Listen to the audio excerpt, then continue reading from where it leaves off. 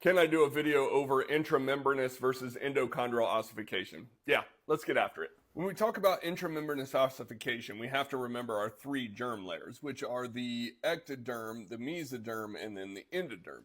And the connective tissues develop from this structure here, which is the mesoderm, that middle layer. Now, the mesoderm basically is that middle layer here that's going to develop into a variety of different tissues, and some of those cells start to organize into a very loosely organized connective tissue, which we refer to as mesenchyme.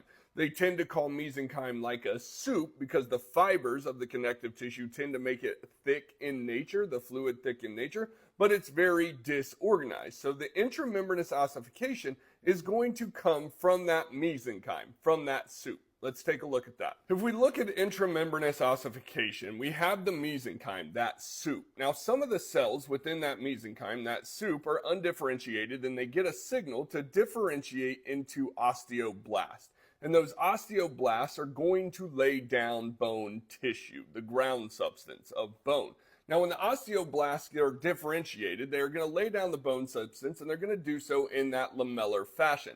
So they'll create the compact bone superficially, they'll create the trabeculae deeply, and this is sort of how your flat bones, irregular bones, and short bones sort of differentiate. Now, once you start to get that bone tissue laid down, the blood vessels start to penetrate into that bone to give it the nutrients, and voila, we have the bone.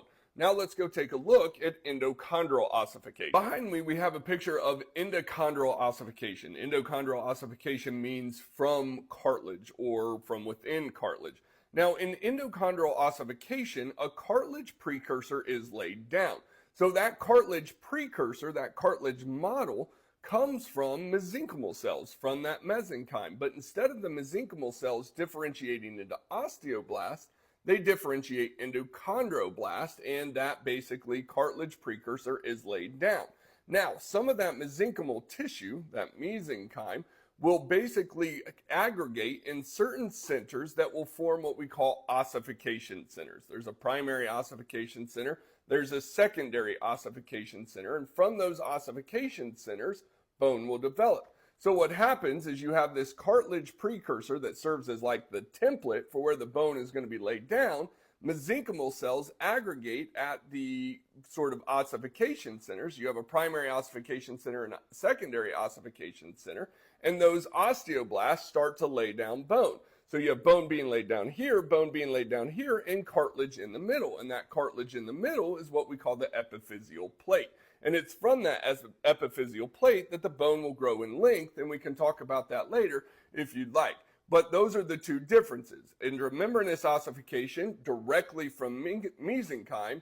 Endochondral ossification is the mesenchyme forms cartilage first, and the cartilage serves as a template. Hope that helps.